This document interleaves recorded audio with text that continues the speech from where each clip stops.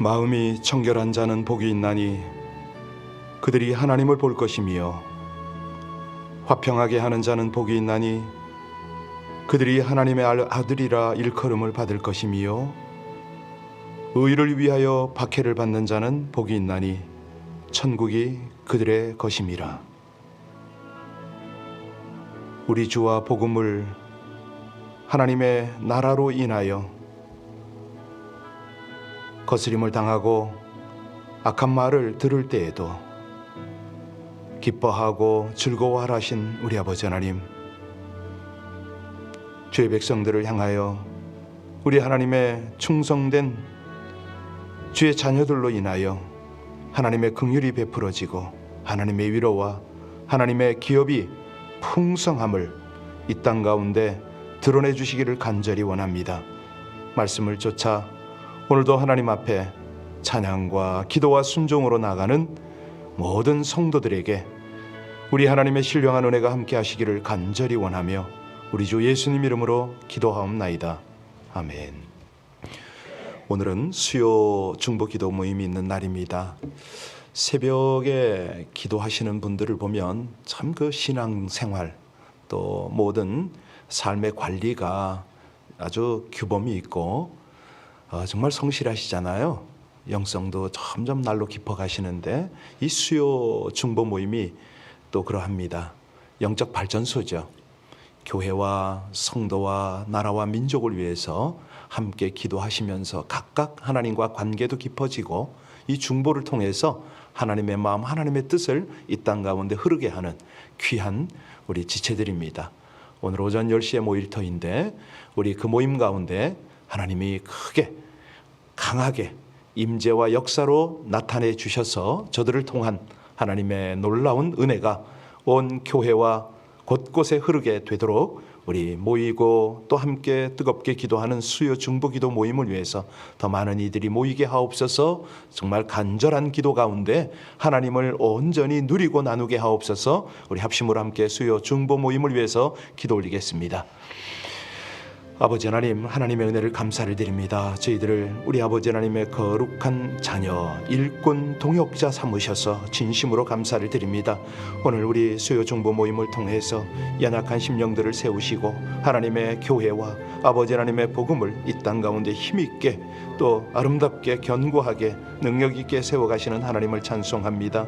모일 때 아버지 하나님 저들 마음 가운데 기쁨을 주시고 또 거룩한 하나님의 열정을 주셔서 모여서 뜨겁게 기도하다가 우리 아버지 하나님의 아름다운 동역으로 이 땅 가운데 주의 치유와 회복과 능력들을 유통시키는 귀한 통로, 아름다운 하나님의 사람들로 세우시기를 간절히 원합니다. 하나님, 우리의 레이비전교회 영적 발전소가 이제 가동이 될 터인데 이혜경 전도사님 또 김영애 전도사님 모든 하나님의 사람들과 더불어서 아름다운 하나님의 뜨거운 영적인 온전한 공동체의 능력들이 흘러가기를 간절히 원합니다.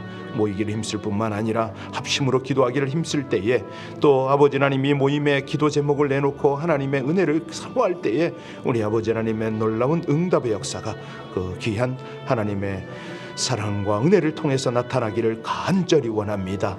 모두를 충만하게 하옵소서. 정결하게 하옵소서. 믿음을 강건하게 하여 주옵소서. 주님께서 온전히 우리의 힘과 만족과 능력이 됨을 감사를 드리며 우리 영혼을 주장하시고 공동체를 이끌어 주시는 예수님 이름으로 감사하며 기도하옵나이다. 아멘. 욥기서 7장 1절로 10절의 말씀입니다. 욥기 말씀 7장 1절로 10절의 말씀을 합독하시겠습니다. 이 땅에 사는 인생에게 힘든 노동이 있지 아니하겠느냐? 그의 날이 품꾼의 날과 같이 아니하겠느냐? 종은 저녁 그늘을 몹시 바라고 품꾼은 그의 삭슬 기다리나니 이와 같이 내가 여러 달째 고통을 받으니 고달픈 밤이 내게 작정되었구나. 누울 때면 말하기를 언제나 일어날까, 언제나 밤이 갈까 하며 새벽까지 이리 뒤척 저리 뒤척 하는구나. 내 살에는 구더기와 흙덩이가 의복처럼 입혀졌고 내 피부는 굳어졌다가 터지는구나. 나의 날은 배틀의 북보다 빠르니 희망 없이 보내는구나. 내 생명이 한낮 바람 같음을 생각하옵소서. 나의 눈이 다시는 행복을 보지 못하리이다. 나를 본 자의 눈이 다시는 나를 보지 못할 것이고 주의 눈이 나를 향하실지라도 내가 잊지 아니하리이다. 구름이 사라져 없어진 같이 스올로 내려가는 자는 다시 올라오지 못할 것이니 그는 다시 자기 집으로 돌아가지 못하겠고 자기 처소도 다시 그를 알지 못하리라. 아멘. 우리가 자연 세계에 들어가면 가령 구름이라든가 무지개라든가 비라든가 바람이라든가 이런 것들을 볼 때에요, 우리 상상이 자극될 때가 참 많습니다. 가령 빨주노초 파남보 무지개가 아름답게 이렇게 쫙 보일 때 무지개 속에 들어갔으면 좋겠다. 저 속에 뭐가 있을까? 그 뿌리는 뭘까 생각을 하잖아요. 그런데 이 무지개의 참모습은 물방울일 뿐입니다. 비 온 뒤에 하늘의 수증기가 떠올라서 물방울들이 많아지면서 구름 뒤로 나타난 태양빛이 분산시키면서 생긴 현상일 뿐이죠. 무슨 얘기냐면 이런 어떤 구름도 흩어지면 다 그냥 사라지잖아요. 너무 아름다운 구름이 그렇게 흘러가고 사라지고 맙니다. 허상과 실상이 있다는 거죠. 인생이 그렇습니다. 인생이요, 정말 하늘 같은 무지개 같은 그런 꿈들을 꾸고 바라보곤 하지만은 항상 환상이죠. 허상입니다. 인생의 참모습은 따로 있죠. 뭡니까? 고달픕니다. 이게 인생의 실상입니다. 우리가 지금 욥을 보고 있는데 욥이 한순간에 10자녀를 다 잃고 전 재산 다 날아가고 아내마저 떠나갔고 자신의 몸도 중병에 걸려 극심한 고통을 겪고 있습니다. 이게 인생이거든요. 중요한 것은 이 극심한 인생의 위기를 겪으면서 욥이 참 인생을, 참 모습을 발견한다는 거 아닙니까? 나름대로 자기가 정말 무지개빛 인생을 살아왔는데 그런 아름다운 모습들이 다 사라지고 이제는 실체가 자기 눈앞에 펼쳐졌습니다. 현실을 직시하는 거죠. 자, 이 욥이 이 고난을 통해서 발견한 자기의 참모습 뭡니까? 1절을 보면요, 그 고백이 거기 나와 있습니다. 우리 1절 다시 읽겠습니다. 이 땅에 사는 인생에게 힘든 노동이 있지 아니하겠느냐? 그의 날이 품꾼의 날과 같지 아니하겠느냐? 인간들이 해야 하는 일들이 인간들을 힘들게 한다, 그런 고백 아닙니까? 1절에도 힘든이라는 표현이 있고 3절을 가보면 고통이라는 표현이 있죠. 고달프다는 거예요. 다시 말하면 인간이 해야 할 일들이 인간을 고달프게 한다, 이런 뜻이 되겠습니다. 그러니까 인간을 종으로 또 품꾼으로 비유를 하고 있는데요, 그래서 종은 어쩔 수 없이 그 일을 시키니까 하는 거 아닙니까? 품꾼은 뭡니까? 살기 위해서 할 수 없이 일하는 사람을 품꾼이라고 그러잖아요. 이렇게 볼 때 인간들이 해야 하는 일들은 육체적으로 고달픕니다. 마지못해서 하는데 문제는 이게 육체만 고달프면 괜찮은데 정신적으로도 고달프다는 거죠. 여기 욥이 소개하는 인간의 참 모습, 이거는요 사실은 욥이 깨달은 것이 아니고, 욥이 깨달아서 정리한 게 아니고요, 창세기에 하나님이 그 말씀을 하셨잖아요. 우리 하나님이 인간을 창조할 때 원래부터 인간은 일하는 존재로 창조가 되었습니다. 창세기 1장 28절을 보면 하나님이 그들에게 복 주시며 하나님이 그들에게 이르시되 생육하고 번성하여 땅에 충만하라, 땅을 정복하라, 바다의 물고기와 하늘의 새와 땅에 움직이는 모든 생물을 다스리라 하시니라. 처음 인간을 창조하실 때부터 일하게 하셨는데 그 일은 일이 아니고 복이었습니다. 복을 나누는 거죠. 그러니까 언젠가 제가 간증을 드렸잖아요.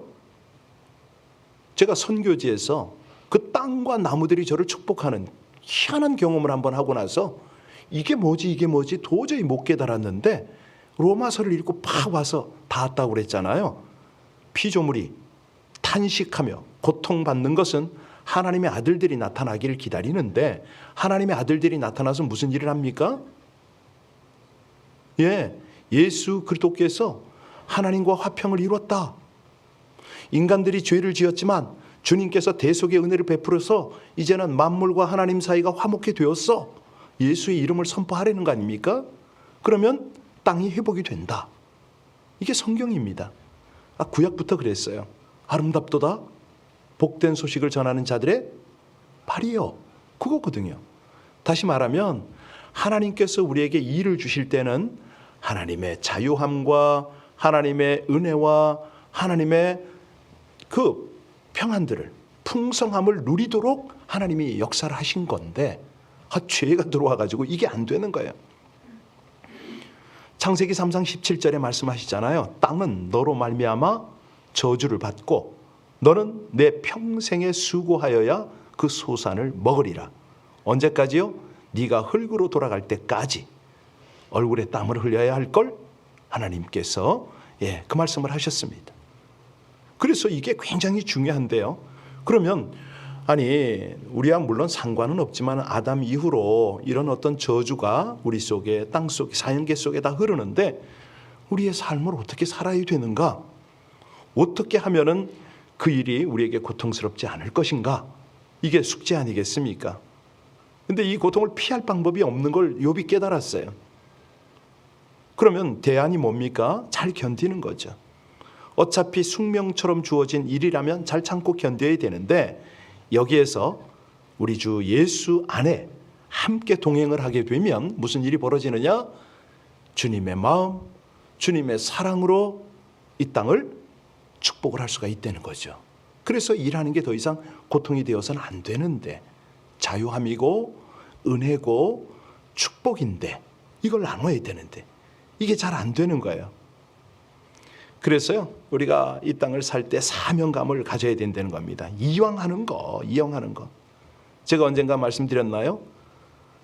제가 그 한인 목회하기 전에는 이제 중국 그 현지인 사역을 했잖아요. 그럴 때 현지인하고 아주 그 두메산골 오지 같은 데를 가면은 거기는 보통 이 요즘같이 이렇게 바람 불 때요. 그 바람 속을 그러니까 황사가 일어나는 근원지입니다. 그 산소성이었거든요. 내몽고 접경이었는데 거기를 가면 앞이 안 보여요.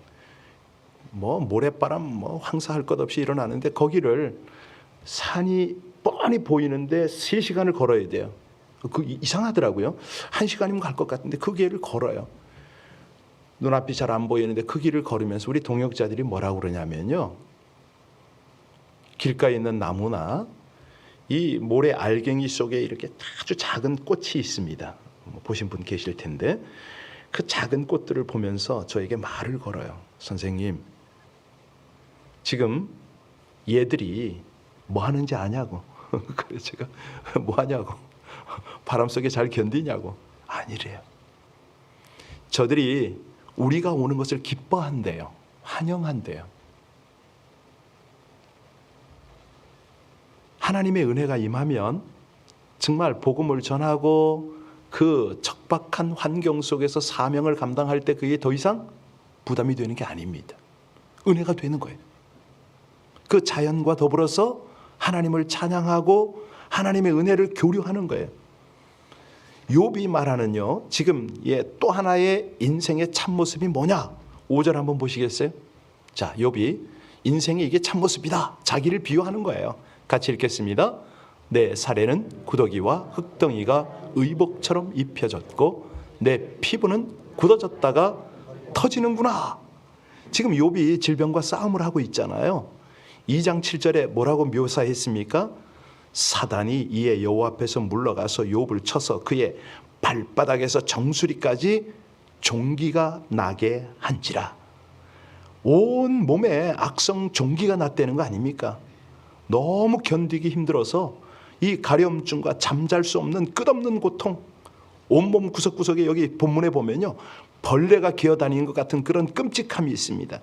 여기 그 7장 5절에 구더기라는 말이 뭐냐면 림마라는 뜻인데요. 이게 이 상피병이라고 그래요. 이제 원문을 제가 이제 그 해석해 드리는 겁니다.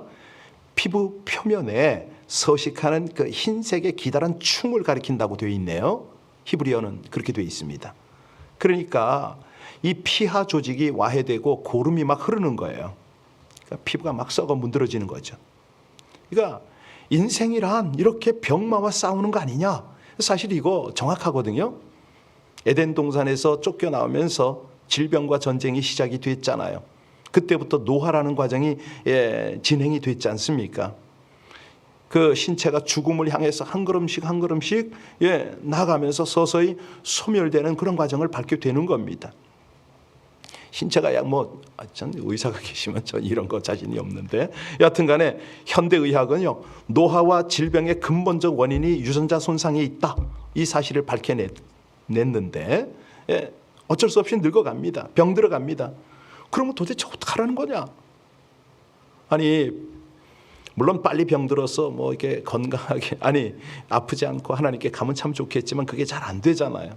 그래서 우리 신약 성경에서는 이런 부분을 우리에게 당부를 합니다. 가령 고린도전서 6장 19절에 말씀합니다. 너희 몸은 너희가 하나님께로부터 받은 바 너희 가운데 계신 성령의 전인 줄 알지 못하느냐? 너희는 너희 자신의 것이 아니라. 그러니까 청지기처럼 몸을 잘 관리하라, 뭐 이런 거 아닙니까? 마음 관리도 잘하고 뭐 적당히 먹고 절제도 하고 운동도 잘하고 그래야 되겠죠. 근데 무엇보다도 중요한 거는 영적인 관리 아니겠습니까? 그래서 요한일서 1장 2절에 보면 사랑하는 자여 내 영혼이 잘된 같이 내가 범사에 잘되고 강건하기를 내가 간구하노라. 전인 건강이죠. 그런데 문제는 이 건강을 우리 스스로 지킬 수가 없다는 겁니다. 하나님께서 지켜주셔야 됩니다. 그래서 우리가 기도가 필요한 건데요. 출애굽기 15장 26절에 보면 그런 말씀이 있잖아요. 내가 애굽 사람에게 내린 질병, 사람에게 내린 질병이라고 그러셨습니다.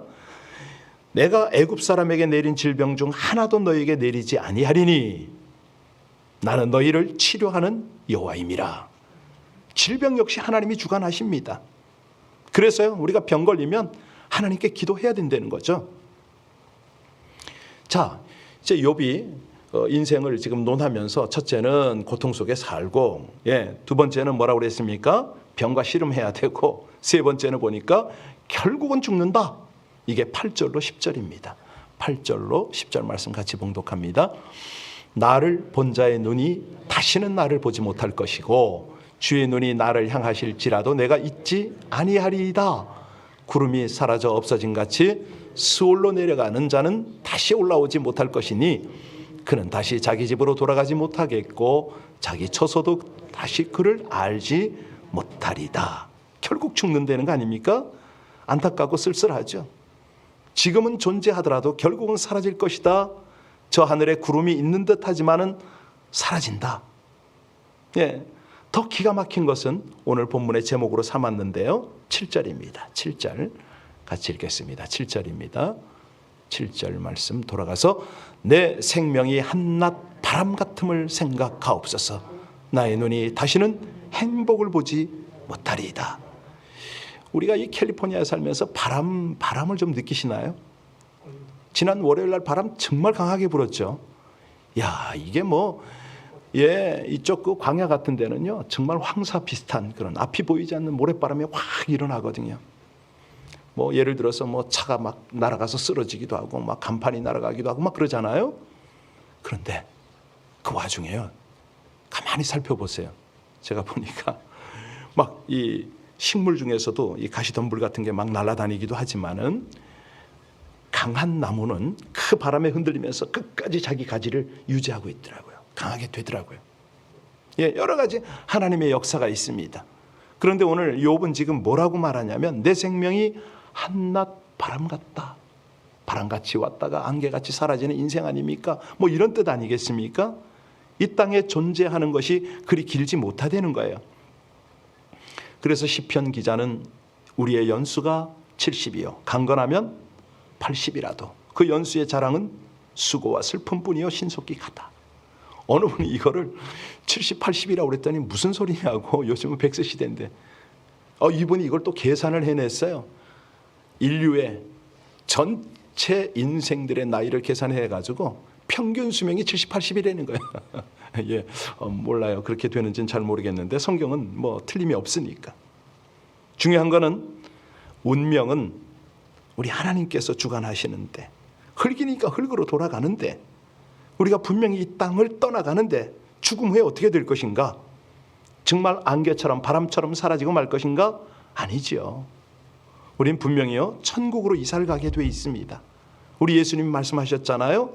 내가 너희를 위하여 거처를 예비하러 가노니 가서 너희를 위하여 거처를 예비하면 내가 다시 와서 너희를 내게로 영접하여 나 있는 곳에 너희도 있게 하리라. 제자들에게 유언처럼 약속하신 거죠. 천국 처소를 예비하셨습니다. 그곳으로 우리가 인도를 받는 거예요.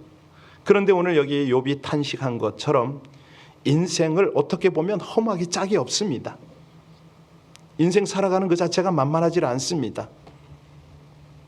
거기에 고난까지 닥친다면, 질병까지 닥친다면 이게 어떻게 쉽게 버티겠습니까? 그런데 우리에게는 천국도 하나님이 예비하셨지만 지금 이 땅에 살아가는 이 상황 속에서도 하나님이 계신 거죠. 조금 전에 말씀드렸습니다. 강풍이 불어도요, 그 강한 생명력의 나무가 있더라고요. 이게 뿌리가 안 뽑히고요, 흔들리면서 그 강한 바람 속에서 버티고 또 자라나는 나무가 있더라고요. 우리가 결국 죽을 것이라면 우리에게 남겨진 시간 동안 잘 살아야 되겠는데요, 이 땅을 떠날 때 미련이나 후회하지 않도록 정말 잘 살아야 되지 않습니까? 그래서 사도 바울이 마지막 자기의 유언과도 같은 디모데후서 4장 7절 8절에 뭐라고 말씀합니까? 우리에게 뭐라고 권면합니까? 나는 선한 싸움을 싸우고 나의 달려갈 길을 마치고 믿음을 지켰으니 이제 후로는 나를 위하여 의의 면류관이 예비되었으므로 주 곧 의로우신 재판장이 그날에 내게 주실 것이며 내게만 아니라 주의 나타나심을 사모하는 모든 자에게도이니라. 우리가 세상 떠나면서 이런 고백을 할 수 있으면 얼마나 좋을까요? 신앙생활 잘해야죠. 하나님께 잘해야죠. 예배에 최선을 다하고요, 우리 인생을 제대로 살아야죠. 그래서 이 새벽이 있고 우리가 하나님을 예배하고 기도하지 않습니까? 하나님 더 의지하고 더욱 겸손과 진실로 살아가는 저와 여러분들 되시기를 주의 이름으로 축원합니다. 기도하시겠습니다. 참된 안식과 영원한 생명을 주시는 하나님, 간절한 마음으로 주를 찾는 자들을 외면치 않으시고 긍휼을 베푸시어 구원과 안식의 길로 이끄심을 찬양드립니다. 바람같이 흐르다 안개같이 사라질 인생을 살아가며 직면하게 되는 삶의 수고와 고통을 고백하오니 소망 없는 세상 방법 버리고 어떤 상황에서도 주의 은혜 안에서 인도를 따르게 하여 주시옵소서.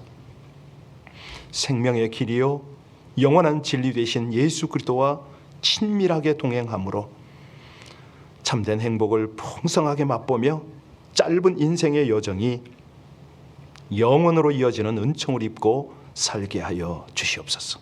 예수님 이름으로 기도하옵나이다. 아멘. 세상 친구 멸시하고 조롱받아도 우리 하나님 안에서 피난처 되신 우리 주님 안에서 기도할 수 있음이 큰 은혜고 복입니다. 이 아침에 우리의 모든 근심, 걱정, 무거운 짐을 다 주님 앞에 올려드리며 우리 합심으로 기도할 것입니다. 자신의 문제뿐만 아니라 우리 주변, 우리 가정, 우리 교회 공동체, 나가서 우리 민족과 저 북한 땅 선교지를 위해서 우리 합심으로 함께 간절히 기도 올리겠습니다. 오직 아버지 하나님의 은혜로 이 백성들이 구주 앞에, 하나님 앞에 간절한 마음으로 믿음으로 기도할 수 있음이 은혜입니다. 하나님 찬양합니다. 참 모진 고통과 온갖 모함과 비난과 참 어려움 속에서도 이 백성들이 하나님을 의지할 수 있음이 은혜요. 진리 되신 주님 안에서 하나님의 말씀을 붙잡고 기도할 수 있음이 참으로 은혜임을 고백합니다. 하나님, 새벽을 깨우고 주님 앞에 자신과 및 가정과 교회 또 나라와 민족 선교를 위하여 기도하는 모든 이가 복이 있게 하여 주옵소서. 성령께 온전히 사로잡힌 바 되게 하시고 오늘도 주신 말씀을 기억하며 욥의 고백과 같은 우리의 고백도 주님 앞에 드리며 영혼을 향하여 기도하는 저희들 되게 하시기를 간절히 원합니다. 아버지 하나님, 하나님이 아니면 소망이 없고 우리 주 예수 그리스도가 아니면 기도할 능력과 아버지 하나님 기도할 모든 조건도 없음을 고백합니다. 하나님 주장하여 주옵소서. 한 분 한 분의 기도를 주장하여 주시옵소서. 성령으로 주장하여 주시옵소서. 감사와 존귀를 드립니다. 각 가정에서 우리 주님께 기도하는 이들이 저들의 무릎을 견고히 하고 우리 아버지 하나님 앞에 중심을 다하여 기도하게 하여 주시옵소서. 저를 찬양합니다.